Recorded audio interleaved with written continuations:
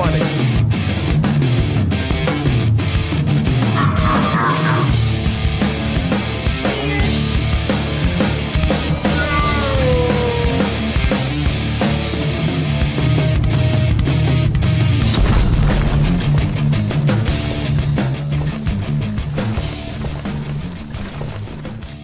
What's going on, guys? Welcome back to the Morning Mayhem. It's your boy Chris coming at you with another episode. Super excited to be with you this week. Got a lot to cover. Got a lot going on in the world of politics specifically. Of course, the box office is doing some great stuff, and I'm not going to waste a lot of time with the intro here. I want to go ahead and get into things so we can cover as much as possible. So the first thing I want to say is, of course, welcome to the show. If this is your first time tuning in, I hope you enjoyed. I hope you get something out of it. The whole point is to share some information, some news, some entertainment news, political stuff. If it's not your thing, that's cool. You know what? Go ahead and move on to the next video. Or if you want to stick around, you might actually be pleasantly surprised. And you may not, but it's up to you entirely. But hey, look, thanks for coming and checking it out anyway. And guys, if this is your thing, I'm super glad that you're here. I hope I earn your subscription today. If you were considering subscribing to someone, I hope that maybe that's me. I don't really push that or really put a focus on that because that's not what I'm about necessarily.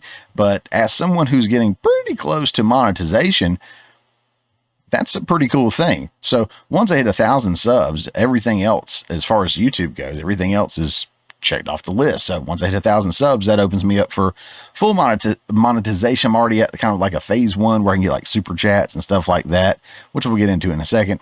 But yeah, just kind of a cool little goal to throw out there. 1,000 subs. We're not too far away from that, I don't think. We've grown at a pretty good rate, so I'm excited to see that come to fruition. But again, if it doesn't for a long time, I'm perfectly okay with that too. Again, I've always said I will be doing this show whether I'm speaking to 2 people, 0 people, or 2,000 people, or more. I'm okay with that. The whole point is to kind of get the message out there, get this news out there, because a lot of the news that I do share, you're not going to find on mainstream media. And they're definitely not going to find the sources available that they use, like you will here. All my sources. That's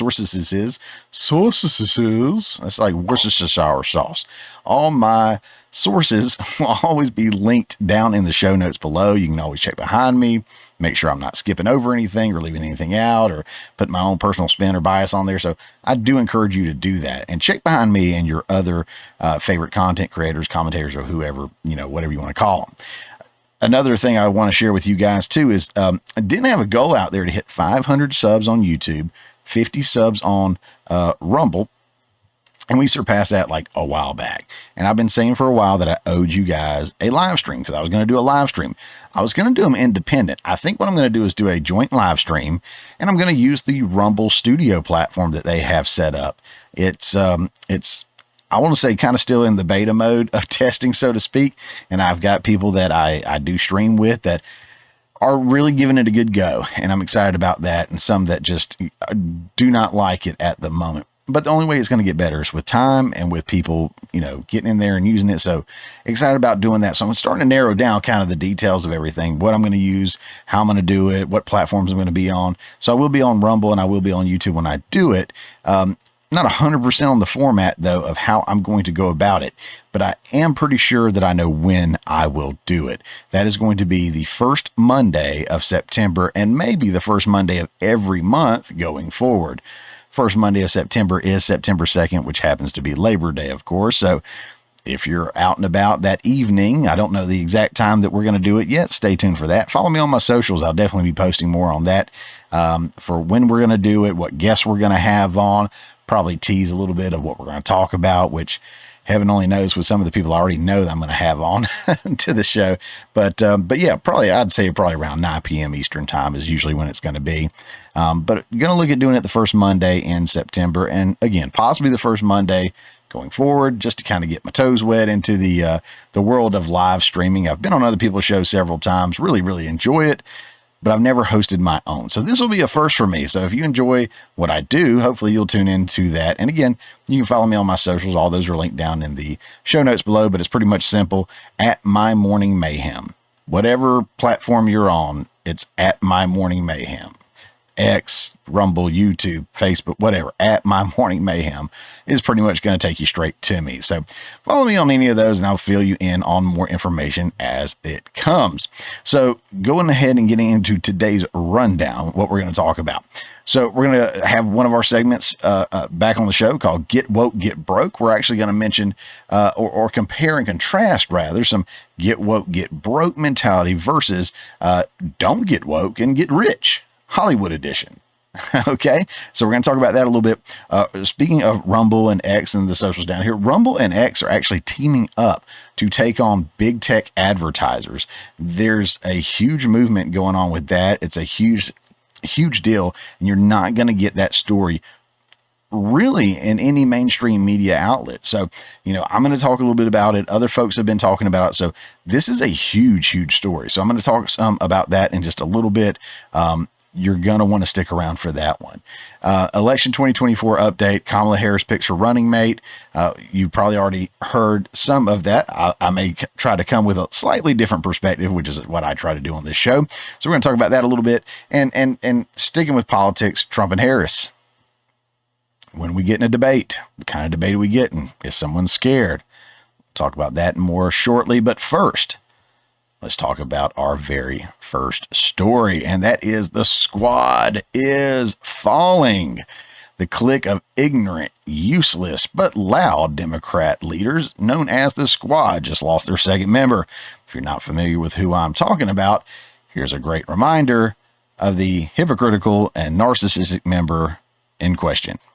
I have private security because my body is worth being on this planet right now. I have private security because the white supremacist, racist narrative that they drive into this country, the fact that they don't care that this black woman that has put her life on the line, they can't match my energy, first of all. This black woman who puts her life on the line, they don't care that I could be taken out of here. They actually probably are okay with that. But this is the thing. I won't let them get that off. You can't get that off. I'm going to make sure I have security because I know I have had attempts on my life and I have too much work to do. There are too many people that need help right now for me to allow that. So if I end up spending $200,000, if I spend $10 more on it, you know what? I get to be here to do the work. So suck it up, and defunding the police has to happen. We need to defund the police and put that money into social safety nets because we're trying to save lives. So yeah, I actually feel stupider from listening to that. But she's out of there. But I mean, did you hear what she said? Right? This woman, first of all, there was some controversy and I believe some allegations and maybe even some trials or some investigations or something into it. I can't remember the full depth of it. Not that it matters anymore, really. But she was paying a security team, which ended up going to like a boyfriend that was on a security team, which ended up becoming the boyfriend on the security team and husband, whatever. And it was like money laundering, essentially. I'm saying that was the allegations. It kind of sounds like it. But she's out here spending, tens of thousands, if not hundreds of thousands of dollars on private security, while also at the same time, if you heard her say we have to defund the police so we can protect these people. I don't think that's the way it works. As we see right now, what's happening in California, in New York, in Illinois, Minnesota, Seattle, so many places where you're seeing a reduction in police officers, seeing a sharp increase in crime. So that's probably part of the reason she got bumped out of there. Another one is I love that they meaning the Democrats, will use that race and gender and all that. I just lost the word. But the identity politics, there we go. They will use that identity politics to boost themselves and push themselves along. And when conservatives call it out, conservatives are then the racist, the sexist, the whatever. But she kept going on about being the strong black woman and white racist and whatever, out to get her. And, I hate all that. I hate every time that comes out of someone's mouth, from the left, from the right, black, white. I hate it. It's so divisive. You've heard me so many times speak against DEI in film, especially because you guys know I'm a filmmaker. If you've been watching, you know this. I've talked about it a few times. I hate what we're doing. I love where we were in the 90s and early 2000s, where your top actors and actresses and musical artists, politicians, there was such a blend of everything. Fashion was at its peak, or last renaissance rather. Fashion, art, film, just anything and everything. And I didn't see any issues with racism back there. Where there's some, sure, I'm sure there's always going to be, as long as you have people that look different, sound different, walk different, talk different, whatever. We're always going to find ways to divide us and be divisive. It's always going to be the case. But to continue to feed into it in 2024 is ridiculous. When we came out of the late 90s, early 2000s, and we didn't have all this crap. So I hate that it keeps stirring up. You guys have heard me so many times mention this. It just irks me so bad that we keep trying to peddle this divisiveness, passive divisiveness, victimhood divisiveness. Anyways, I got to move on from her little monologue there because she's an idiot. But she lost. She lost her seat. Right here, the independent. Cori Bush becomes the second squad member to lose her primary as she's ousted from Missouri seat. Pro-Israel groups spent millions to oppose Bush, ousting her from her seat just weeks after fellow squad member Jamal Bowman also lost his primary race. This is big, but this isn't the only thing. And I know they're going to try to swing it that way. We're going to read a little bit of this article. In fact, if it's not that long, we may read the whole thing. But pro-Israel groups, the PAC that supports a lot of folks. They even mention it in here, I believe. They did oppose Cori Bush and supported the opposition to Cori Bush because she's so pro-Palestine and they wanted to support somebody else. But I guarantee it's not just that. Look at where she stood on politics. Look at where she stood on effectiveness. I only showed that one clip, and I'm only going to show that one clip. But God, go listen to her talk about how the rich need to pay their fair share, or go listen to her on the House floor. She is an idiot. She's an idiot. To be fair, most of the squad is. I'm just kidding. All of them are. All right, let's keep going. Democratic Representative Cori Bush became the second member of the squad to lose her primary as County Prosecutor Wesley Bell beat her in a grueling and expensive race on Tuesday night. Pro-Israel groups spent massive amounts of money to depose Bush in the district where she pulled off an upset victory against a longtime incumbent Democrat back in 2020. The United Democracy Project, a super PAC of the American Israel Public Affairs Committee, APEC, something like that, IPAC. I forget how that's said. I'm sorry. Spent $9.2 million against Bush, according to Ad Impact. That made the primary the second most expensive one of the year after UDP spent millions in opposition to fellow squad member Representative Jamal Bowman of New York. So glad to see that guy go. By contrast, Bush's campaign only spent $1.1 million, and the Justice Democrats, a group that supports left-wing candidates, spent only $2.5 million in the district. That includes St. Louis. The massive drive from pro-Israel groups appeared to pay off, with Bell declaring victory on Tuesday night with 51% of the vote to Bush's 46%. I am committed to serving the St. Louis region in Congress with integrity, transparency, and dedication, he said in a statement. Together, we will tackle the challenges ahead and build a community where everyone has the opportunity to thrive.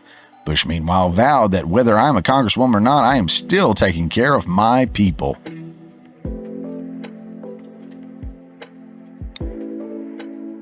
In a concession speech at her election watch party. I wonder who she's talking about. Bush is one a number of Democrats. One of. You messed up. Bush is one of a number of Democrats who have advocated for a ceasefire after Hamas launched a surprise attack in Israel on October 7th, killing 1,200 people and leading Israel to respond with a military campaign that has killed almost 40,000 people in Gaza.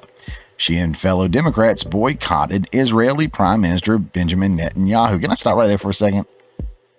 I think it's more professional, more respectful. It makes you look better when you refer to him as Benjamin Netanyahu or Prime Minister Benjamin Netanyahu or Prime Minister Netanyahu. When I heard people calling him, and I've heard it on the left and the right, they called him BB. I think that's so classless. If that's your nickname for him, that's cool. If that's what he wants you to call him, cool. On the public stage, when you're in front of everybody, it irks me. It adds a level of just, it doesn't humanize the conversation or make you look cool. It seems very unprofessional to me. But that's just a side note. That's just me being me. You know, I'm weird. Anyways, so they were protesting Netanyahu's joint address to Congress last month. Bush also boycotted Israeli President Isaac Herzog's joint address to Congress prior to October 7th attack. But ads from the United Democracy Project did not mention Israel. Rather, the fact she voted against the 2021 bipartisan infrastructure bill, arguing she was an ineffective legislator who regularly crossed President Joe Biden. I will agree with the ineffective. Bush did vote against the legislation on the premise that she feared that passing it first without Build Back Better, Democrats proposed a social spending bill that they hoped to pass along party lines would cause the latter to die, which it did when Senator Joe Manchin, who later left the Democratic Party, announced his opposition. For her part, Bush advertised her support for abortion rights and worked with the Biden administration. Bush, like many of her fellow squad members, sought a more confrontational style of Democratic politics, calling herself a politivist. I think that would be the better way to say it. Not a polygamist. That's a different thing altogether. In 2021, when an eviction moratorium under the COVID-19 pandemic began, Bush led a sit-in at the Capitol steps, which led to the Biden administration to extend it until the Supreme Court killed it. A sit-in at the Capitol steps, it's almost like an insurrection, right? Is that not the same thing? Anyways, at the same time, Bush faced lingering questions about the fact she was under investigation by the Justice Department. Bush's defeat comes after fellow squad member Jamal Bowman lost his seat back in June in what marked the most expensive House primary race in history. Like Bush, Bowman was up against a candidate, George Lattimore, who received an unprecedented onslaught of money from pro-Israel groups. Other members of the squad have been able to survive their primaries. Representative Summer Lee knocked off a competitor in Pennsylvania earlier this year, while New York Representative Alexandria Ocasio-Cortez handily disposed of primary challengers.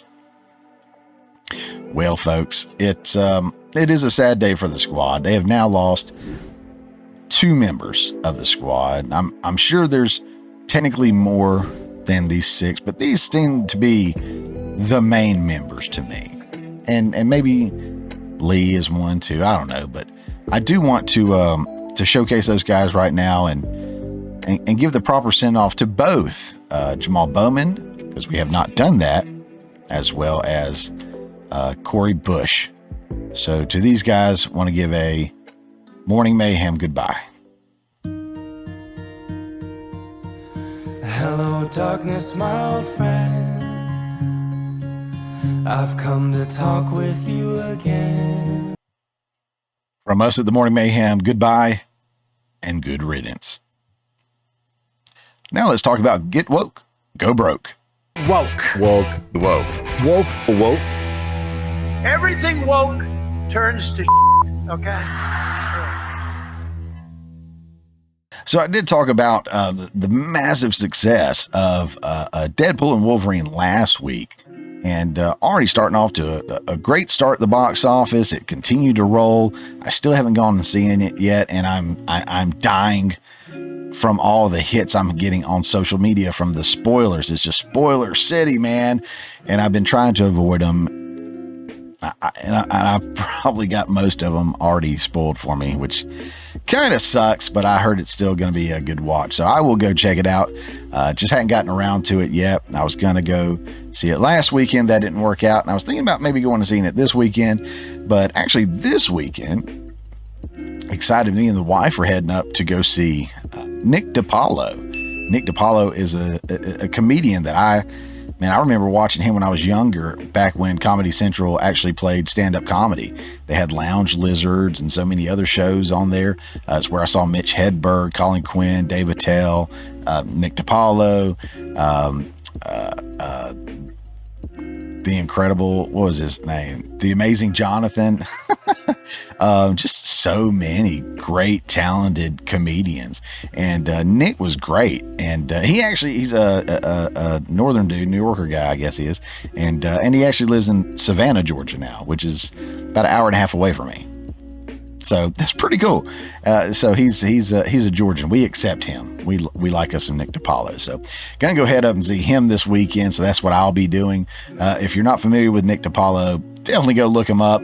And he does have his own show, his podcast that he does, and it is through maybe independent still. He does his own thing, but I know he is part of Mug Club, Steven Crowder's Mug Club. And if you're not part of that, you're missing out on a lot of stuff. He's got a great show over there, and just a hilarious comedian to begin with, but a good show. All in all, go check him out.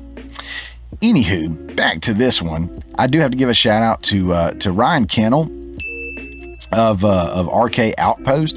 He actually covered this story. I'm going to try to cover it in a slightly different way. I don't like to ever cover the same story that somebody else does the same way. If they do it first, I want to give, credit where credit is due there. But I'm going to go into a slightly different direction, kind of look at some stuff a little differently. But I do have to give a shout out to Ryan for covering this one and making me aware of it, because I had no idea. As many spoilers that were out there of this film and as much information that was out there on this film, I had no idea that the gays were upset. The alphabet mob is mad, big mad about this movie. And we're going to talk about that a little bit here and see what kind of impact that has. So with Ryan's show, I will have a link to that in the show notes below. I do recommend going and checking him out as well. Great guy, great channel. Really enjoy him. He's part of the Geeks and Gamers crew that they do so much together. Them and Nerdrotic and all those guys. I love those guys. They're awesome. I really enjoy checking those guys out. So go check out Ryan Kennel. He's awesome. He's no censor. He just rolls with it. I love it. He's awesome.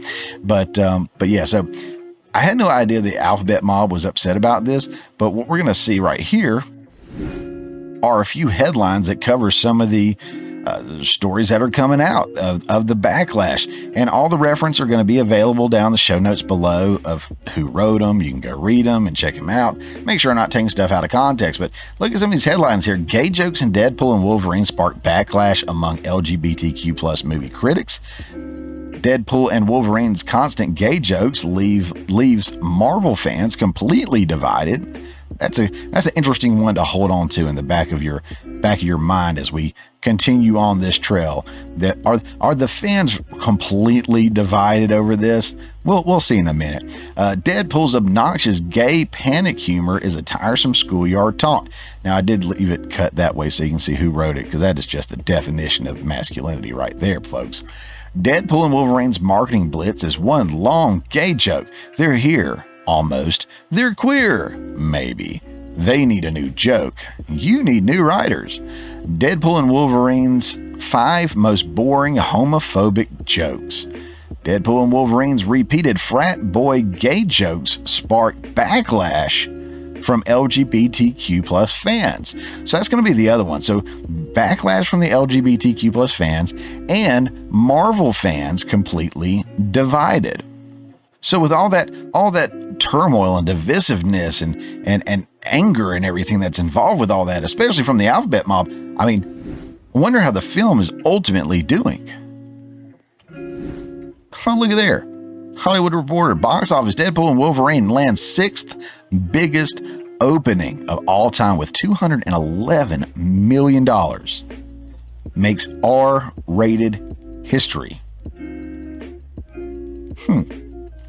Interesting results from all that divisiveness of the fans and the backlash from the LGBTQ community. Let's look into this just a little bit. The Ryan Reynolds Hugh Jackman superhero pick smashed numerous records. They did. It was numerous records, both domestically and overseas, for a stunning global launch of $444.1 million. Bruh.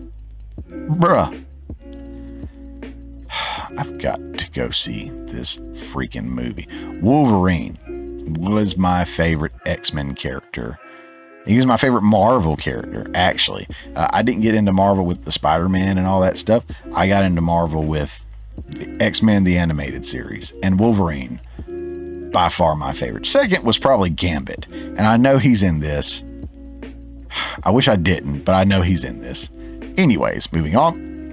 The Merc with the Mouth is back on the big screen, and he's a marvel. Directed by Sean Levy in close collaboration with franchise mastermind and star Ryan Reynolds, Deadpool and Wolverine opened a record-shattering $211 million at the domestic box office, laying the 6th biggest opening of all time for any film, and by far the biggest launch for an R-rated film, according to final numbers. That's up from Sunday's estimate of $205 million, which would have made it the 8th biggest opening of all time. The first Deadpool was the previous R-rated record holder at $133.7 million. The jump from $205 million to $211 million is a big one and underscores how the movie is outpacing all modeling. Put another way, Sunday traffic was far bigger than expected.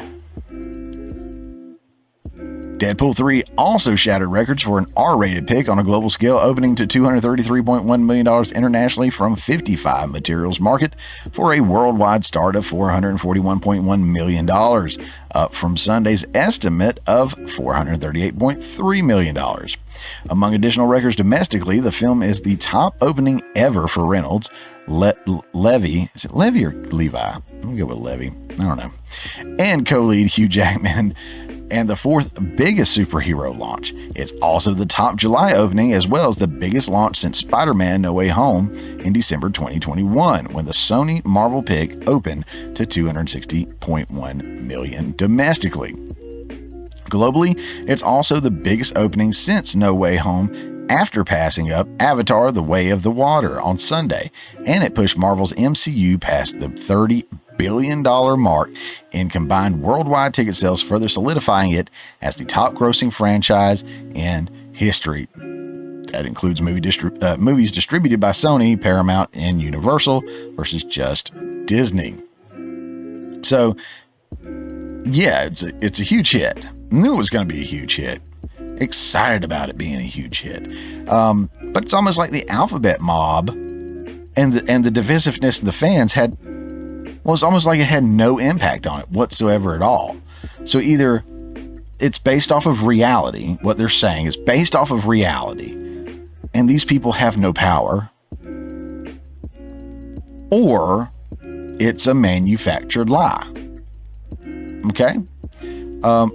Remember, a year or so ago, if you will, there were companies pushing the LGBTQ stuff front and forward in their stores, front and forward in their messaging, really downplaying their normal fan base, their traditional fan base or supporter base, whatever you want to call it, their customers, and really pushing hard and heavy the LGBTQ plus IA whatever alphabet stuff that's out there now. They're really pushing all that stuff hard and heavy.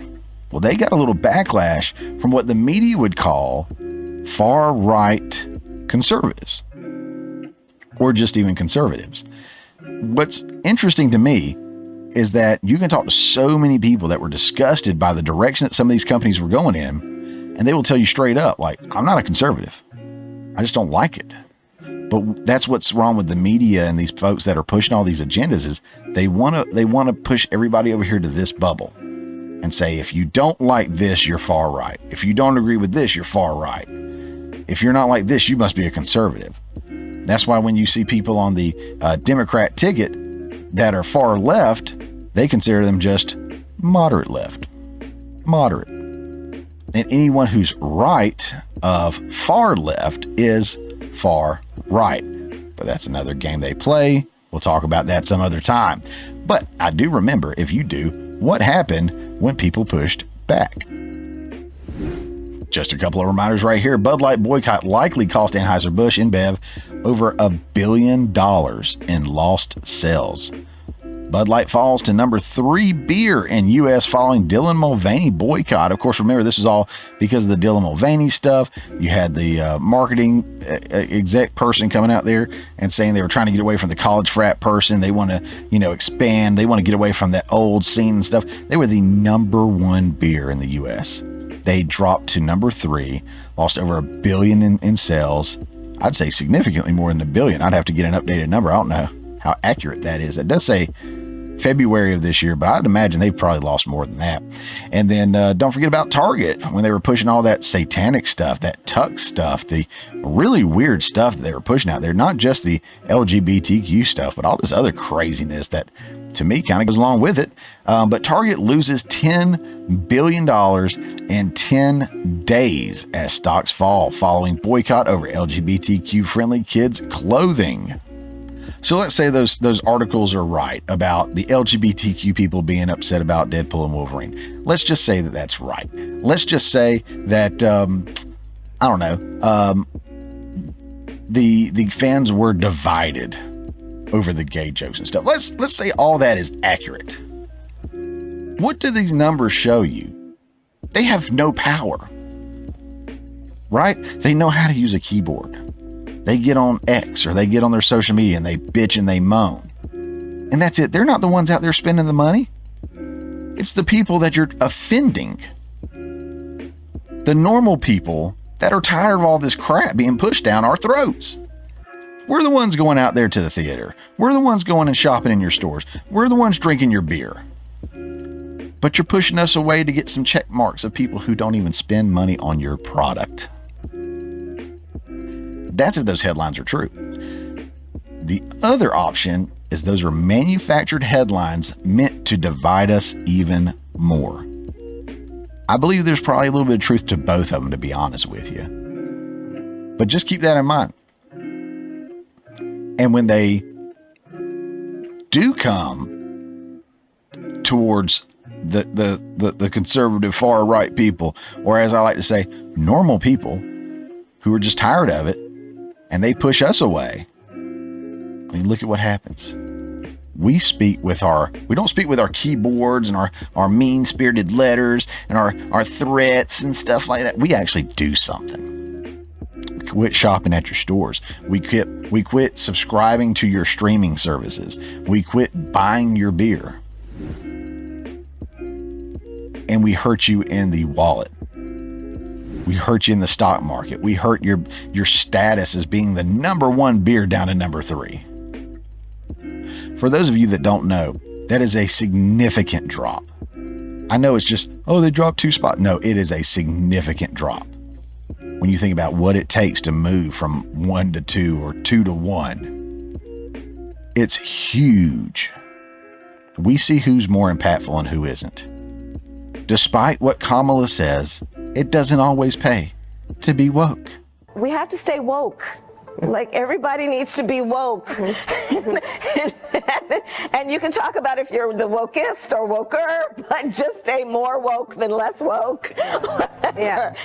Shut up! You don't know nothing about anything. We're going to wrap up this segment with this one right here. This is a headline. I'm not going to really go into it. Just wanted to point out this in the picture that's with it. Again, from the Hollywood Reporter, which is funny because they were some of the headlines. They're condemning Wolverine and Deadpool, or at least talking about it, to be fair. This is how the summer box office went from tragic to magic. After a string of movies wildly overperformed, including the 1-2 punch of Deadpool and Wolverine and Twisters, theater owners are feeling more hopeful as a scary year-over-year revenue gap begins to close. As you see in this picture, you've got Minions, which has done very well, and all of the Minions have done well because they don't push that woke crap. you've got Bad Boys. Now, I went and saw Bad Boys. I love Bad Boys. I almost hate that I did because I think Will Smith is a trash person. And what Will Smith did on that stage to Chris Rock was a very trash move. And I don't really want to support him that much. But at the same time, I'm a filmmaker. I know there's other people that work on these projects and that are involved.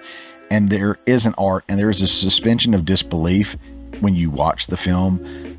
And I'm able to remove some of that stuff out of my head when I watch it. So Late Night with the Devil, the lead actor, I think, is outspoken against Trump. You got Will Smith that smacked Chris Rock on stage and never truly gave a significant apology, that what I've heard. It's just been sorry stuff. But at the same time, as an artist, acknowledging, watching, and trying to enjoy other people's art, I like the film for what it was. It wasn't agenda driven. There's always racial jokes in there, which are hilarious to me.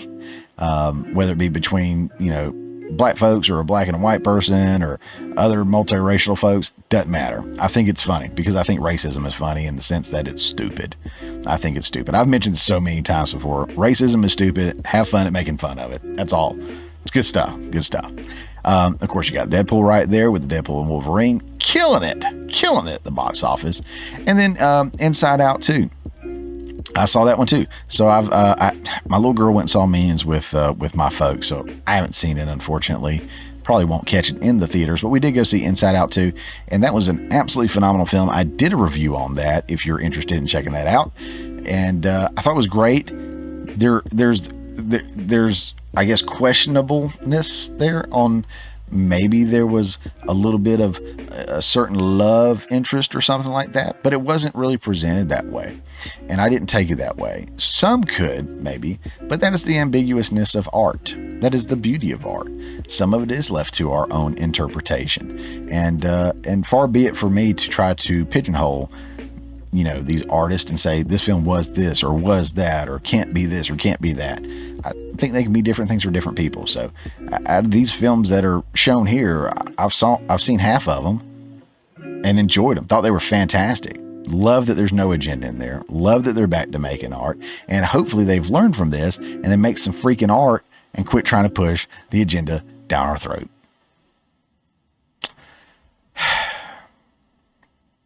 That's just me. What do you guys think? All right. So we're going to move on here to, one of the big questions right now is, are we going to have a debate? What's going on in the political sphere between Kamala and Trump? There's a lot going on there, and we're going to talk about it. So as of right now, it looks like Trump versus Harris is going to be the two on the ticket, right? Trump and Harris. Of course, this is the Democrat Party that we're talking with, so they could have somebody different a week from now. Who knows? But right now, it looks like Trump versus Harris. So when are we going to see Trump versus Harris in a debate? I can't wait. I think it's going to be great. Nice. I just rhymed. I got bars. Yeah. All right.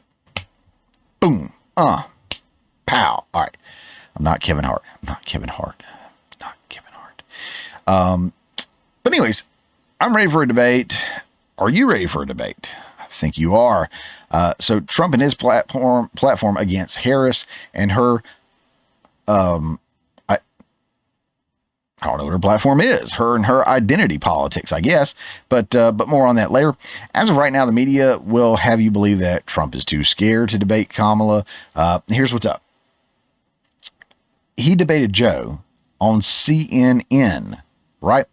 An organization that has worked overtime to demonize this man and ridicule him and run cover for Biden as though he was sharp and aware and awake and capable of doing more than, tying a shoe, which is barely true. Okay. So this organization, which is covered for Biden and has demonized and attacked Trump went on there and says, I'll do the debate on your channel. That's fine. Oh, no live audience. Okay. Oh, you're going to mute my mic? It's fine. He went into hostile waters. Everything he has that he uses as a tool in debates was taken away from him. and he still came out on top. He destroyed Biden in that, which isn't hard to do. If Biden was on his A game, he still would have destroyed him. No question about it. That was one of the best I've ever seen Trump. Composure, clarity. It was awesome. Hell, even the moderators. Now that I think about it, Jake Tapper, I think, called him Hitler or compared him to Hitler. And here he is one of the two moderators on CNN. So Trump put himself in a position that he didn't necessarily have to. He's like, I want to debate. So this is what we're going to do, whatever it's going to take, right? Trump had an assassination attempt against his life in Butler, Pennsylvania, got up, walked away, and then came back a few weeks later to do the rally all over again. Trump went on to do a panel interview with the National Association of Black Journalists, where he was told he had to be there in person, and Kamala would be there. Those that don't know, she wasn't there. She will be there later via Zoom that he couldn't be there by. So there's a lot of stuff that was going on with that. Issues with their equipment. They were very hostile towards him right out of the gates. I highly recommend going and looking that one up. There's a lot of people that have already covered that way better than I will. And amazing. He had such great composure and he handled it so well. Almost like he's fit for the job. I don't know. What do you guys think? But yeah, I don't think he's scared of anything, but it is clear he's tired of playing their games. Right? He's tired of playing by their rules, saying he has to debate on a certain network, no live audience, mic's muted, and whatever else they keep throwing at him. He hasn't agreed to a debate with Kamala either. So when they say, and we're going to get into it, like, oh, he's backing out of the debate. Y'all haven't set up a debate. He had a debate set up with Joe Biden. And I think he knew Biden was so weak, he would take any debate he could just to expose that. Well, he's done his job. He's exposed it. Done. All right, so now time to get with Kamala, figure out when they can do a debate, and let's do it. But the rules are going to be different. The rules are going to be more fair. But they don't want that because they know Trump will get her. Trump will get that ass. He sure will. But yeah, he hasn't agreed on one directly with her and her team yet. So they did have that one set up at ABC that was against Biden, not her. If anything, Trump was being generous with that, giving all the benefits to him, of course, again to Biden. But like I said, already out of the equation, doesn't make a difference. Let's go ahead and jump into the article right here. Excuse me, and we'll move on from there and talk a little bit more. But this is from the Washington Post. It says Trump backs out of ABC debate, says he will only debate Harris on Fox. I'll see her September 4th, or I won't see her at all, Trump posted on his social network, which makes it sound like he's backing down. He's backing away. He's scared. Again, this dude has done more in the past several weeks than she has her entire career. There's one thing she did really, really well that got her where she was today, from my understanding, but we won't go there. But yeah, so again, Washington Post, that's, who's that? Is that Jeff Bezos? I think that's his folks. So obviously a little bit of a lean on that title right there. But Trump didn't back out of anything. Again, this was a Trump-Biden debate. Biden's gone. Time to set up the new debates. And yes, he's suggesting another venue/time, venue time moderators, right? He's trying to do his best to kind of counter the opposition. So it doesn't matter if he goes on ABC, CNN, NBC, MSNBC. The stacks are the decks are stacked against him everywhere. Even on Fox. Fox isn't his biggest fan. I mean, Fox is a lot nicer to him. Fox is significantly more conservative, but Fox isn't his biggest fan either. I think it would benefit him more than Kamala to be on Fox. But to be fair, something I've always said, and you can like or dislike what I have to say about this, but conservatives, all in all, tend to be more fair than liberals, Democrats. When you go on, Democrats will ask very leading questions. They will do more, fact checking, or their version of fact checking in their moderation. They will speak over you. They will do everything to control things, whereas conservatives tend to kind of just ask questions and let you answer. However, I will say I was really impressed with the CNN debate that he did have with Biden. Moderators didn't really step over them or anything like that. So good for them. I mean, I'll acknowledge it when it's done and when it's done correctly. And so, good on you guys for that, CNN. It's, about time. But we've got, let's see, where are we at? Another headline. Let's take a look at this one right here. As to why maybe he doesn't want to, excuse me, do it at ABC. He says from the Hill, Trump sues ABC and Stephanopoulos, alleging defamation over Mace interview. So he's got an ongoing lawsuit against the network and one of the people that are most likely going to be chosen to be a moderator. That's probably a really good reason, right? He's already got the cards stacked against him. The deck stacked against, I don't know. I can't say the saying right. I'm choking up on stuff and I can't get my words out. I feel like I'm a Biden, but for that I got a little something, right? But yeah, so I wouldn't want to go do an interview where the people that I'm being interviewed by absolutely hate me and I've got an open lawsuit against them. I mean, it's just opening me up for all kinds of stuff. So I think it's fair to say, hey, you know what?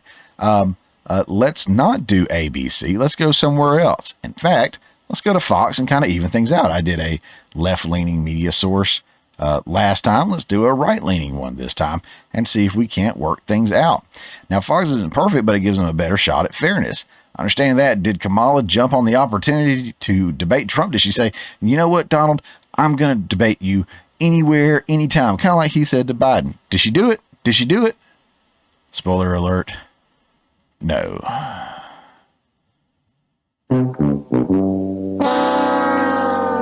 All right. This is from Truth Social, which I am now on. It's another one. I need to update my little icons up there, I guess. But I'm on Truth Social now. Anybody on there, look me up. Holla at your boy. All right, so Charlie Kirk posted this. It says, breaking: Kamala Harris is refusing to debate Trump on Fox News. Fact check: Trump never agreed to debate Kamala Harris, like I was just saying. He agreed to debate Joe Biden, which he did on CNN, which might as well be labeled a Democrat super PAC. You got that right, brother. Kamala is terrified of being revealed as the con artist she is. Now, here's a statement on Donald Trump backing out of the debate. Donald Trump is running scared and trying to back out of the debate he already agreed to, and running straight to Fox News to bail him out. He needs to stop playing games and show up to the debate he already committed to on September 10th. Again, he didn't commit to that with you. The vice president will be there one way or the other to take the opportunity to speak to a primetime national audience. We're happy to discuss further debates after the one both campaigns have already agreed to. Again, this was not for Trump and Kamala. It was for Trump and Biden, but we'll keep going with this, I guess. And then mocks Mr. Anytime, Anywhere, Any Place should have no problem with that unless he's too scared to show up on the 10th. This is from Harris for President. So does this mean that you're too scared to show up on the 4th at Fox? Oh, no, you got to show up to the one that we agreed to on our terms, or you're scared. All right, well, then, why don't you just show up to the one that I threw out there? No. Why not? Is it because you have nothing to run off of, because you don't know what you're doing? I think that might have something to do with it. I genuinely hope that they can agree on a time and a place to debate each other. I really do. Trump and the cameras exposed Biden as the walking corpse that he is. And he can do it again. This time with Kamala, the candidate that clearly has no platform, no sense, and no street cred. What do you guys think? Do you want to see them debate? Or do you think that Trump should completely ignore her she should completely ignore him as far as it goes. I will tell you this, spoiler, I think they should debate, because the only thing that she has to run off of, from what I can tell, and we're actually going to get into this a little bit in a couple segments from now, the only thing she has to run off of is Trump bad. Trump has an entire platform that he's running off of with detailed talking points, positions, plans, everything. She would get destroyed in a debate. So that's why I want to see it. Part of me wants to see Trump cave and go to ABC. I know it would be tough, but he's a tough dude. He is. He's a tough dude. What do you guys think? Let me know in the comments below. I'm really interested to know who thinks he should debate her, and if he should go to ABC and do it and just knock it on out. Let me know. Moving on to another story that you're probably not going to hear much about in the, liberal mainstream media, but this is a huge story. I was talking about this in the opening. This is X and Rumble getting together and doing some stuff. Y'all, this is big. This is very, very big. And there's portions of this in the news media right now, in the mainstream media, that you'll hear about things going on with Google. But you won't hear specifically about this stuff. And we're going to talk about that real quick, jumping right on in here. So this is from X, and I'm specifically sharing the one from Elon Musk because, it's Elon Musk. Everyone who has been boycotted should file a lawsuit in every country they've been boycotted. What are you talking about, Elon? What's going on? So he is sharing this from Rumble, which I love them. I do. I love them. Free speech platform. X, free speech platform. Now, nothing is going to ever be perfectly free speech, wide open free speech. There's always got to be some kind of moderation for multiple reasons, whether it be ad friendly, whether it be, to stay on the Play Store or the App Store or whatever, so you can continue to have your product out there. You've always got to make some compromises, I guess. But for the most part, you're talking about two of the biggest free speech platforms in existence right now. The town halls, so to speak, these opportunities for people like me to get my message out, whatever this message is, whatever you want to call it. But it allows me to have stuff like this going on and getting out in the world. So let's look at this one. Breaking: Rumble has joined X to sue a cartel of advertisers and ad agencies who conspire to block ad revenue from going to certain platforms and content creators. GARM was a conspiracy to perpetrate an advertiser boycott on Rumble and others, and that is illegal. I just love it. Look at those two together, Rumble and X. It's good stuff right there, guys. Good stuff. Let's continue to another one. Again, shared by Elon Musk from Chris Pavlovsky. Chris, I can say your name normal. 24/7, all day, every day. Why am I not able to say it now? Obviously, I got the Chris part down. Pavlovsky. Oh, man, I don't know why I'm messing it up. Sorry, dude. Love you, man. Love what you're doing. Elon Musk says, time to air the dirty laundry. Pavlovsky says, today at 1:30 p.m. Eastern Time on Fox Business, I'm going public with some of the advertisers who have openly told us they don't want to reach half of the USA. I'll be dropping receipts on X and possibly adding advertisers to our lawsuit. Oh, snap, girlfriend. Well, let's see the video. Is it up here? Can I watch it? I think I can. Let's check it out. It is 5 minutes and 31 seconds long. I have not watched it. I will hit play, and I shall monitor this to see if we need to fast forward or just cut it. Welcome back. A group of social media companies led by Elon Musk's X are suing an advertising trade group for what they're calling an illegal boycott. One of those companies joining the lawsuit is online video sharing platform Rumble, one of YouTube's largest competitors. Their CEO, Chris Pavlovski, joins us now. Chris, explain to me in layman's terms what this is all about. It gets a little complicated and in the weeds, but from your perspective, what is at issue here? Thanks for having me on. So what's happening right now, I guess the simplest way to put it, if you're an advertiser and you don't want to advertise on Rumble or X, that's totally fine. You have the option to do that. But the problem happens when you have a consortium or a group like the World Federation of Advertisers, or in their group that they created called GARM, which then assembles all these advertisers in a... That's kind of jacked up, wasn't it? Having the stock right next to them. When, to be fair, the entire stock market is having a hard time. It's not a Rumble thing. Rumble's doing fine. But yeah, their stock is going down because everybody else's stock is going down. So that was kind of a hit there that I didn't like. Don't do that to my boy. And it took up more screen than his face. Look at his face. He's a good looking guy. Let's open that up a little bit. Let's see it.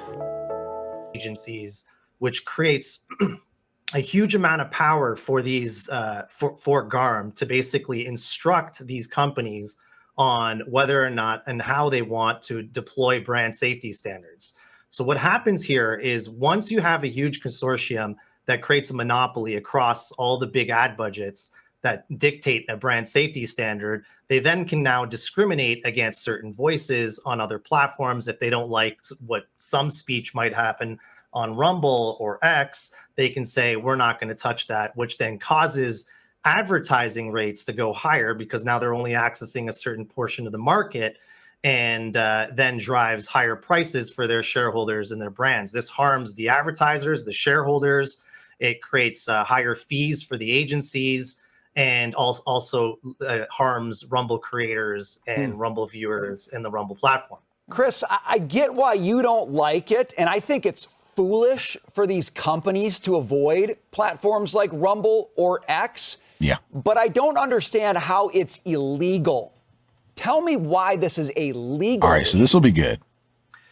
Yeah, so when you have a monopoly and you create a monopoly by assembling all this power and control to dictate a certain standard of how you're going to spend that money, that's not a free market. The Sherman Act does not allow that. So that's illegal. There's different rules and standards when you're a monopoly. And what the World Federation of Advertisers has done is they created a monopoly to basically tell to tell all these advertisers how they should spend money based on certain speech. So you can't use the First Amendment in a way by having a monopoly to dictate how you're going to deploy funds. This is harmful to their advertisers. It's harmful to the Rumble creators, and it's basically there's a completely different set of rules when you're a monopoly, and that's how you have to look at this.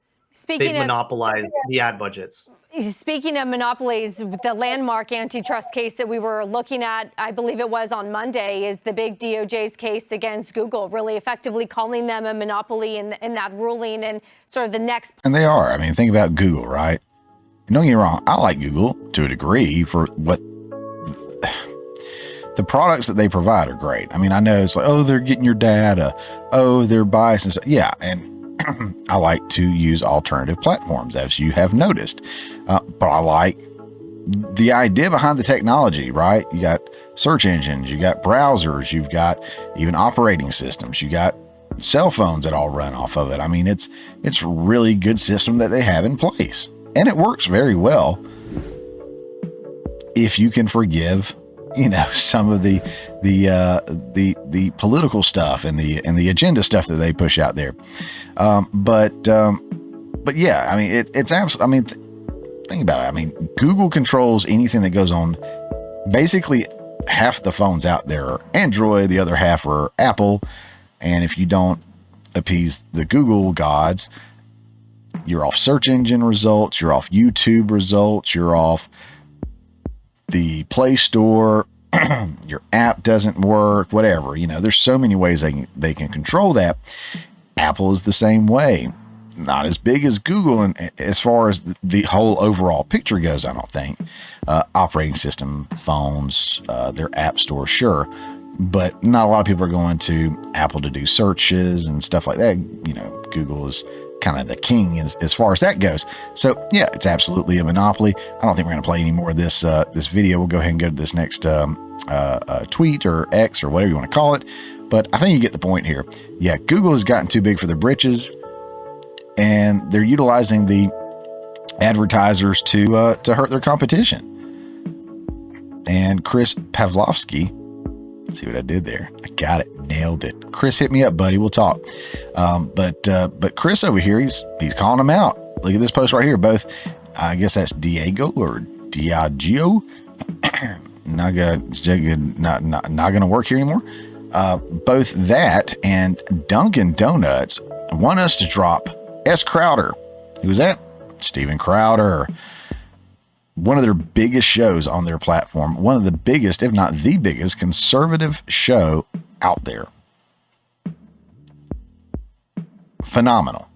Not only that, not only is Steven Crowder with Louder with Crowder one of the biggest shows out there, but they've got Mug Club that have so many people on board, not just in supporters, but they're creators, right? They're content creators, the people that are on there, the people that you're getting access to. Phenomenal. I mean, what a community, what a network, what a platform within a platform almost, right? All built on the Rumble platform. Thank God that we have alternatives out there besides these big monopoly organizations. So yeah, they want them to drop Steven Crowder and get away from right-wing culture in order to get ad dollars from them. My response, no, we don't discriminate. All cultures are welcome on Rumble, which is an interesting thing to say because it's a true thing to say. All cultures, all perspectives, all political alignments are welcome on Rumble, and they are all treated equally. This goes back to a conversation I was having in, I think it was the previous segment. Conservatives, by and large, tend to be more fair and allow opposing voices, echo chamber voices, whatever, all across the board.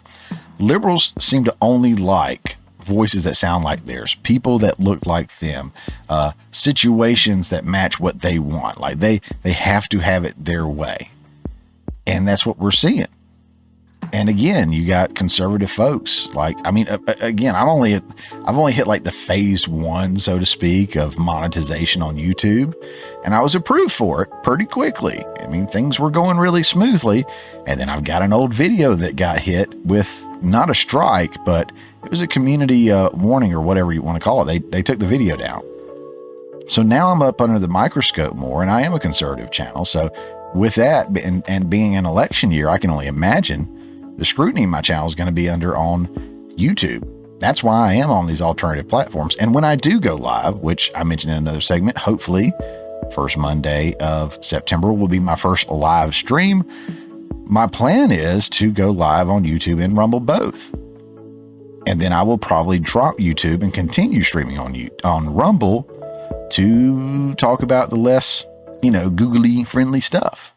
Because again, Rumble does support the free speech. But YouTube has a larger net to cast to reach a larger audience, which is my goal. Not necessarily for the subs and the likes and the comments, but I want to reach more people. I want more people to get this information, like this story right here, that you're not getting on CNN, MSNBC, and all these other guys.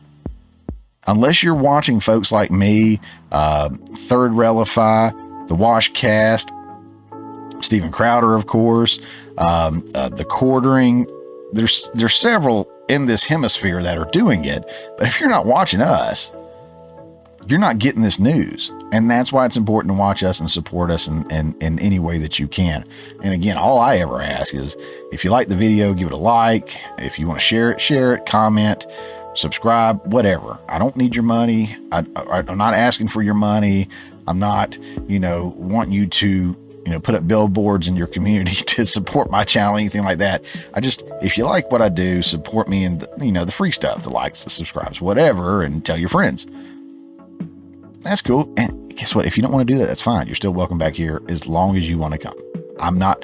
I can't ban block you or whatever. I mean, I guess there's ways I could probably do that. Maybe I don't know how all that works. So I would never do that anyway, but yeah, all are welcome here. People that agree with me, people that disagree with me. I don't care. I just want to get this kind of messaging out there so people are more aware of what's going on. So we already spoke earlier about brands in Hollywood supporting the agenda and losing out on billions, right? If we make note of these companies that don't want to advertise on free speech or heavily conservative platforms, and we start supporting alternatives instead of these guys, obviously we can make a huge difference. Look what we did to Bud Light. Look what we did to Target, right? And a lot of these places or companies are changing course. Look at Marvel. All the bombs that they put out that just tanked because of, their messaging and agendas and just DEI this and that and blah, blah, blah, blah, blah. Look at Deadpool and Wolverine. They just put out a really good movie, and guess what? Blowing up the box office, destroying records at the box. I mean, we are very impactful when we want to be. So redirect your spending dollars away from some of these folks. I forget the name of the app. I think is it the Veep app or something like that? Sorry, I don't have that pulled up. It just crossed my mind. I know Jeremy over at The Quartering has talked about it multiple times. You probably know what I'm talking about if you ever watch him. But there's an app that you can put on your phone. You can scan barcodes and pull up different vendors and brands and stuff. And it will tell you how woke they are, what their messaging is, or how they align and stuff like that. And it's supposed to be really, really cool. So if you're not already consciously aware of some of these that get called out on a regular basis, you can use an app like that to help you out and stay informed and quit supporting folks that don't support you and what you believe. I think that's perfectly fine. I understand we're not always going to be on the same page, and I don't have a problem supporting again or shopping with somebody that I disagree with. I do have a problem with someone who wants to attack me, who wants to take my rights away, who wants to silence me or silence people that I support, and going against our inalienable rights. That's where I have the problem. That's where you lose my support. If we just disagree, we can still do business. We can still be friends. It's all good. But I think everyone has a line. And I think being informed is a wonderful, wonderful thing. So I do think these guys, are backing the wrong horse. We're the ones, again, that are out here shopping and keeping these companies going. If they don't want to be associated with us, why should we be loyal to them? This is a culture war, and one side is letting the other side win. Again, I think we're being a little bit too nice with all this. However, the few times we stood our ground, we saw the impact that we made. We have the power. You have the power to shape the future. Support free speech, or sit back and watch it being slowly taken away from you. Think about it. With that said, I do highly recommend supporting X and Rumble. Join for free, watch videos, interact with posts, make brands desperate to advertise on these platforms. We can win this culture war. You can already see the tide shifting, right? The tides are turning here. Keep that momentum. Keep driving. Keep pushing. We can change the course of things. We need to. This is the culture war that we're in right now.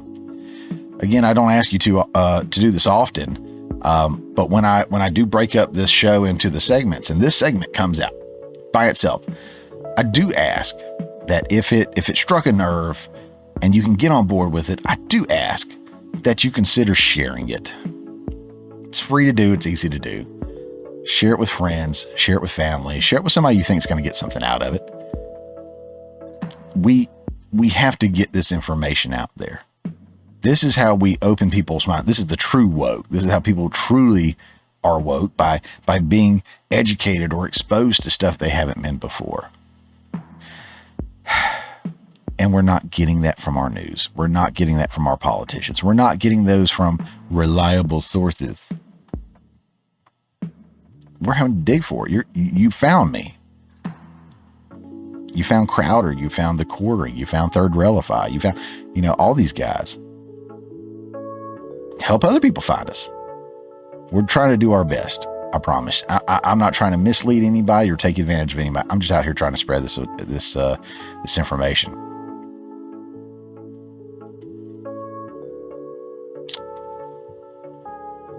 Again, you're not going to see this battle for free speech being fought out in public.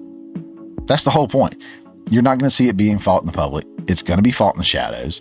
But you have the ability to cast a light on it. So again, consider sharing the video. Consider checking out some of these other folks that I mentioned, especially Steven Crowder.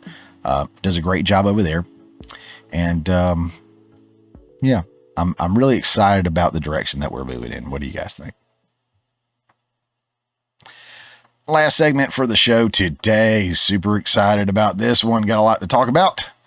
At this point, I'm sure you've heard good old cackling Kamala Harris has picked Minnesota Governor Tim Walz as her running mate. So, of course, you know what that means. It is time for an election 2024 update.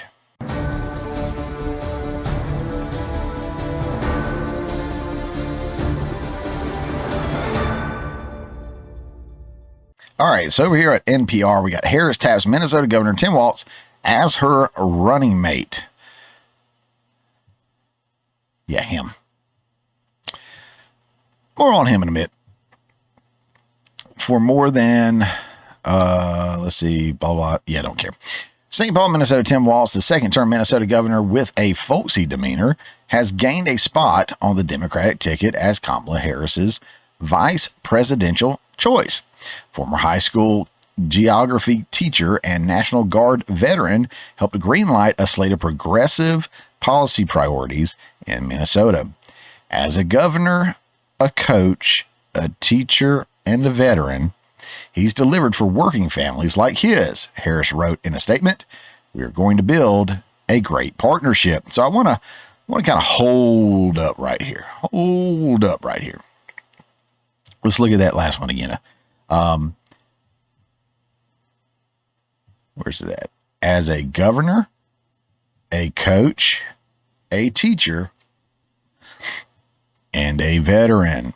Look, I implore you to do your research. Again, Louder with Crowder, I spoke about them in the last segment. You know, they did a great breakdown of this candidate here this past Tuesday. If you go on X, there's a lot of people talking about them. But notice how they present them here. And again, Crowder mentioned all this, all these little selected, agreed upon adjectives, so to speak here, or adverbs. Anyways, governor, coach, teacher, veteran. Maybe those are pronouns. Maybe those are his preferred pronouns. But as a governor, a coach, a teacher, and a veteran. Now, that veteran part is definitely a questionable one in a way. I won't get into that, but I'll kind of mention it here in a minute.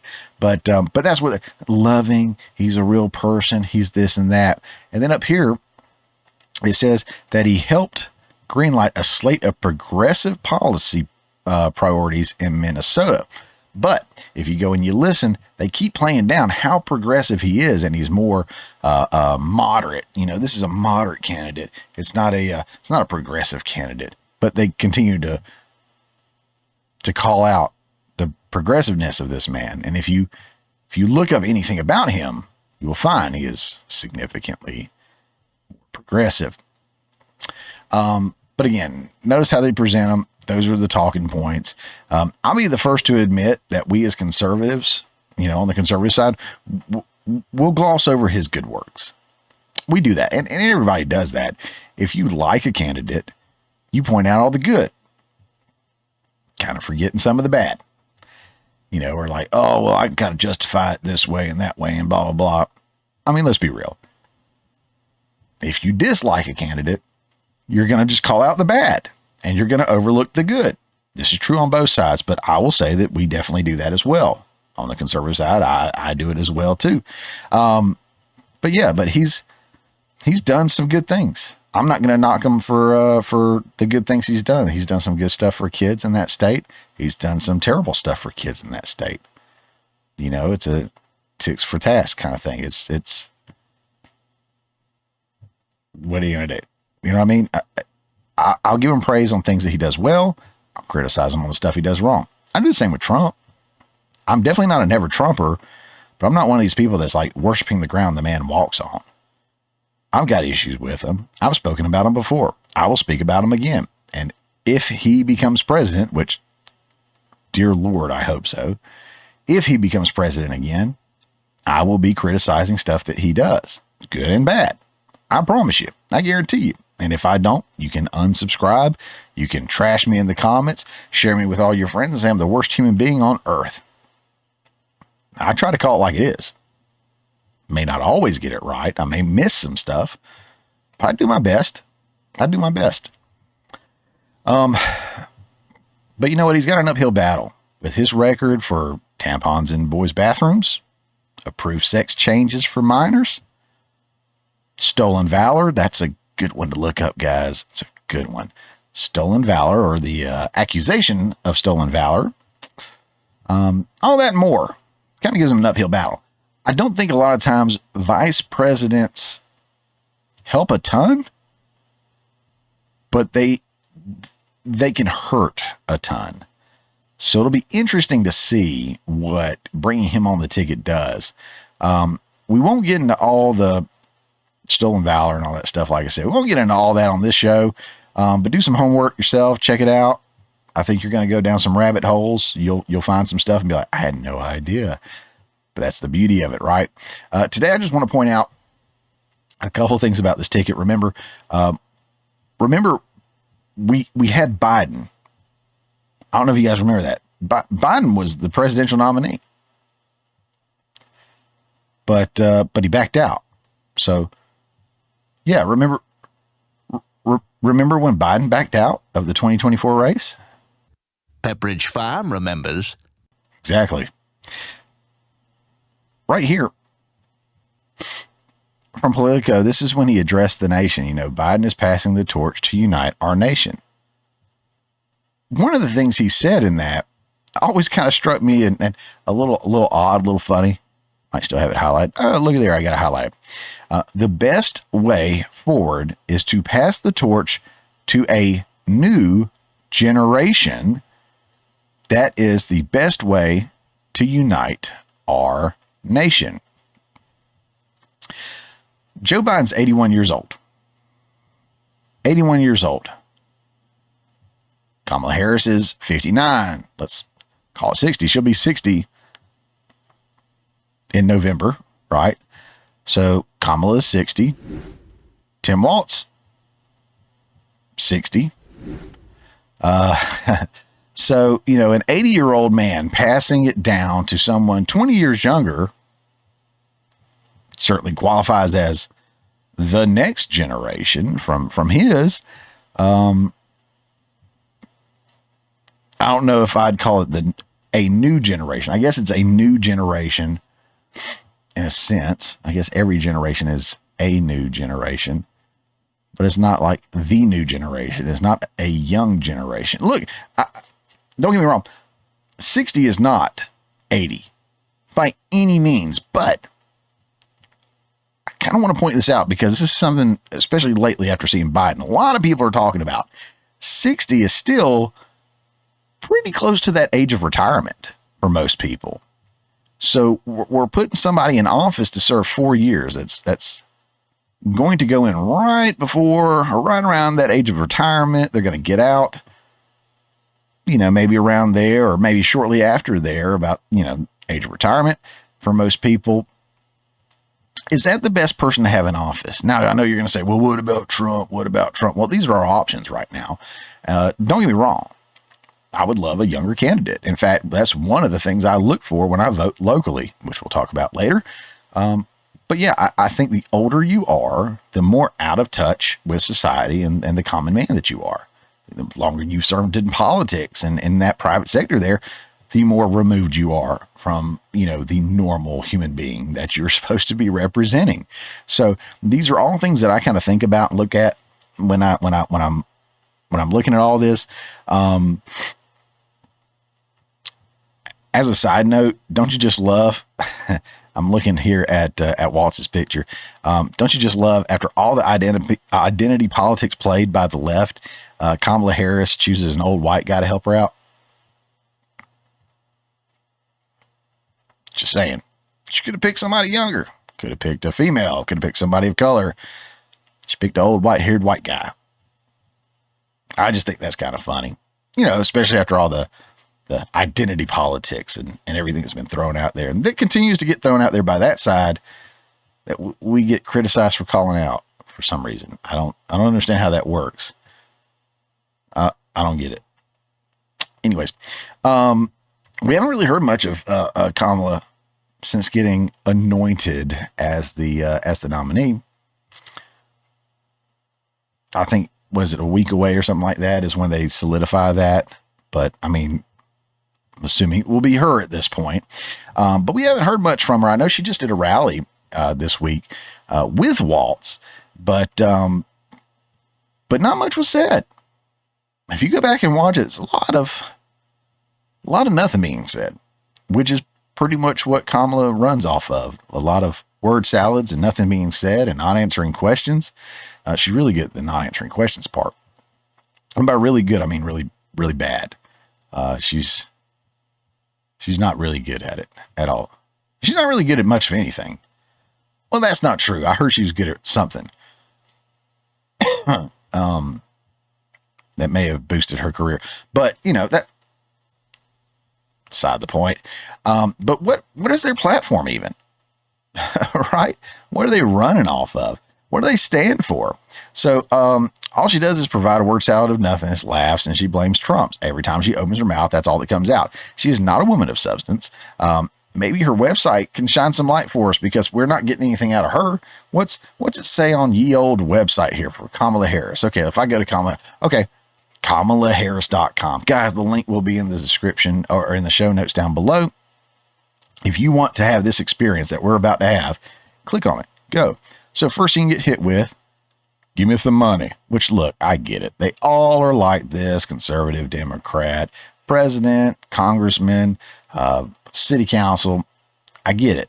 This stuff's expensive. It shouldn't be as expensive as it is. We shouldn't do it the way we do it, I don't think. Hey, you know what? This is the game. Don't hate the player, hate the game. Here we go. We're going to close out of this because I ain't giving them nothing. All right, now what are my options? Okay, give again. Donate. Let's win this. Okay, I can sign up. Work with us. Okay, all right. Nothing of substance so far. Let's go to the menu. Gotta find it there. Take action. Nothing about a platform. Huh. Look, Ma, no mention of a platform of any kind. You know what?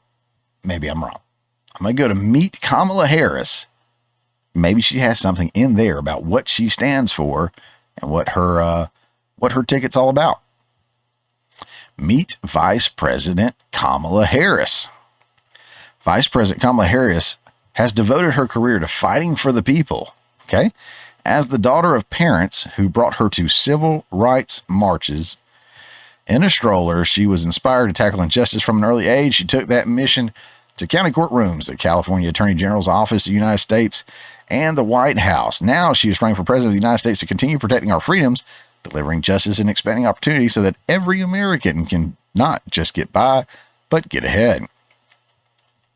As vice president, she's been a trusted partner to President Joe Biden, which what does that even mean?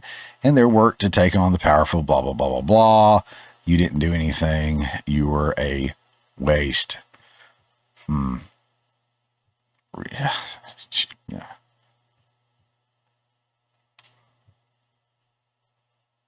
I can't stand that woman. Kate. Go back and watch videos I've done from, 2 years ago? Anytime that woman popped up on the screen. Her and Nancy Pelosi, I think I have the hardest time with. Can't stand them. Can't stand them. I think Nancy's worse, big picture wise. But this is our current focus right here of stupidity. And whatever. She's no good. She's no good. She's no good. All right. So no platform. I'm sure if we keep reading, we might find some identity politics in there. Just my guess. But guess what? I've lost enough brain cells listening to Cori Bush, reading her stuff, Kamala's, and I can't lose anymore. I have to recuperate. Let's check out Trump's site. You know, maybe he stands for something. Let's go back over here. Let's see. Donald Trump. Look at that. Contribute, shop. Okay. Contribute. Again, everybody does it. Contribute, volunteer, join our movement. Okay. Agenda 47 platform. Huh. There's a link to the platform right there. Hold on. Video of him talking. Some merch. He has the greatest merch. The greatest merch. I can't do a Trump. Of course, the first social media there is Truth, right? Okay, all right. So already got a lot more going on the first page here. A link to platform. Just curious, is there anything in the menu up here? Look at there. Very first thing is the platform. Just out of curiosity. Let's check it out. Agenda 47. Read the official 2024 Republican Party platform here. Okay, so that's not just his, that's Republican Party's. President Trump's 20 core promises to make America great again. You mean they're out here numbered, clear as day, short and concise for the most part. I mean, I get, some stuff. Nothing like this on Kamala's website. Harris's, VPs, Willie Brown, whatever you want to call it, whatever you want to call it. I mean, I get it. There's nothing out there, nothing at all. And I think that's been one of the biggest gripes from even her biggest supporters, is that there's nothing out there. It doesn't seem like they have any plan at all on how they're going to run, what they're going to run on, be it the Democratic ticket as a whole or just the Harris Waltz ticket. There's nothing. I haven't heard anything. All I've heard is Orange Man bad, and we're going to work on stuff and make stuff better. No plan, no specifics, no nothing. I like how this is. I mean, this is broken down beautifully.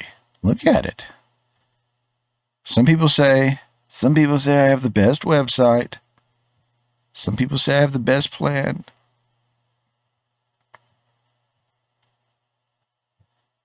It's broken down in such a way, even a current Kamala supporter should actually be able to read it and understand it. No offense. I have a feeling if you're a current Kamala supporter and you come here and you read this, you may no longer be a Kamala supporter. I'm just saying. Guys, remember this too. It is not just about the presidential ticket in November. There's more at stake here. I do want to point out something really, really quickly to you guys, and then and kind of wrap this on up. This is why am I not at the top? Boom. This is from Ballotpedia. This is a really good site. They've got a lot of great information out there. If you've never been here before, I highly recommend going and just doing some searches. Look for stuff going on in your area, on your tickets, and see how to get, who's running, get copies of the ballots and all kinds. I mean, there's bukus of surveys and stats and just all kinds of stuff out here. It's great website. But yeah, so check this out. So a total of 468 seats in the U.S. Congress, 33 Senate seats, 435 House seats are up for election on November 5th, 2024. That's 468 seats up for grabs, along with the president's 1 seat and vice president's 2 seats, I guess. Ahead of the elections, Republicans hold a majority in the U.S. House, while Democrats and independents who caucus with Democrats hold a majority in the U.S. Senate. So keep that in mind. You can get a Republican president, and the Democrats controlling the Congress, be it the House or the Senate or both, and you're pretty much not going to get anything done. If we are going to take back this country, and I mean that in the sense of patriotically, right? Get back to what we're supposed to be as a nation, family, God, country, all that good stuff. Love your neighbor, look out for one another, protect America first, I mean, we've got to have a red wave across the board. Right here, it actually shows and this is just for the Senate. I didn't see one for the House, but it shows a map right here of all the states that have elections coming up, seats that are available for the Senate. Of course, I'm not one right now. I'm stuck with old Ossoff and Warnock that have done nothing. But I'm stuck with them for a little bit longer. Hopefully we can get something to change there. But Florida, you're a red state. You got a Republican incumbent. What are you going to do? Who's running? Look into it. Look at these other places right here. Arizona's a big one right there. I mean, there's a ton, guys. Know who's running. I don't want to say forget all about the presidential race. Definitely don't forget about the presidential race. Vote who you want to vote for in the presidential race. 100%. But don't forget that we're not going to be able to do anything if we don't control the House and or the Senate. And wouldn't it be lovely to see what would happen if Trump won and the Republicans took back the Senate as well as the House? I know we have a majority in one right now, but if we had both and the presidency, we might actually be able to get something done. That would be fantastic. So I want to take this moment real quick. Come back here. I want to take this moment real quick and actually promote this great movement. I'm going to call it a movement. We've spoken about it before here on the show when I had Robert Herr from the Washcast on. But it's a great way to mobilize conservatives. The left is really good at the ground game, and this is another tool to help even the playing field. Okay. Early Vote Action is more than a mobile app. It's a movement headed up by Scott Pressler. Its purpose is to help coordinate and organize conservatives to reach voters and or non-voters in their local area. From knocking on doors to canvassing people we come across daily, the app provides great ways to get involved. Links to the Android and Apple versions of the app will be linked below. This is not an election that we can sit back and put it on cruise control. We have to make this too big to rig. Y'all know what I'm talking about. You know what I'm talking about. It takes all of us to get involved. Check out Early Vote Action today to see how you can make a difference. It's not a paid endorsement. That's a completely volunteer kind of thing. I know Robert, our good friend, has done some work with them as a volunteer. All of it's volunteer work. And I mean, they may be flipping Pennsylvania. I mean, that's going to be awesome. The work that they're putting in right now is, I haven't seen anything like it, especially from the conservative side. So again, not any like paid promo. I get no benefit from it. I don't know Scott. I know Robert very well. He's a good friend, but there's nothing I can get out of that other than just pushing us forward. And that's what I want to see. I want to see us even the playing field. I want to see more of us out there, knocking on doors, shaking hands, just asking people questions like, hey, are you going to vote? Do you know what the candidates stand for? Can I have a moment to talk with you about it? You mind if I just hand you something? I mean, there's something that we can do. Anyone and everyone can get involved. And again, I know it gets said every year, but as we progress over time, the left moves more to the left. The right moves more to the right. I kind of put a question mark there. I feel like the right still kind of moves more to the left over time. I think we always move a little bit more to the left after we compromise and everything. But we are going off the deep end on the left. We've got to bring it back to the middle. We got to bring it back over to the right, however you want to look at it. We've got to do something. So I know it gets said every single year from some people, or every single election season, rather, from some people. I will tell you, of my lifetime that I am aware of, this is hands down the most crucial election of my lifetime. This is going to decide so much when you think of everything that is on the ballot. From, of course, you got the abortion's a big one. You've got the immigration, the economy, sex change for kids, just protection for kids in general, right? Making their parents aware of what's going on, what's not going on, keeping it secret. I mean, just wow, there's too much on the ballot to sit idly by and expect somebody else to get out there and put in the work to make America great again. It's going to take us all. And again, I know you watch this show and you're like, dude, you say you're trying to spread the news and trying to be fair and you're trying to be transparent. I am. I will share the news as I have it. I will always have my own personal bias and personal leaning, which is almost always to the right. Not always, but almost always to the right. Excuse me. That being said, facts are facts. If you see me share something that's factual, statistical, I've got data, I've got receipts, you can't really argue that, right? But if you hear me say, go Trump, then obviously my conservative ship is showing. Tuck it back in. I don't think there's anything wrong with that. I'm transparent about where I am on the political spectrum. I'm transparent about who I'm voting for.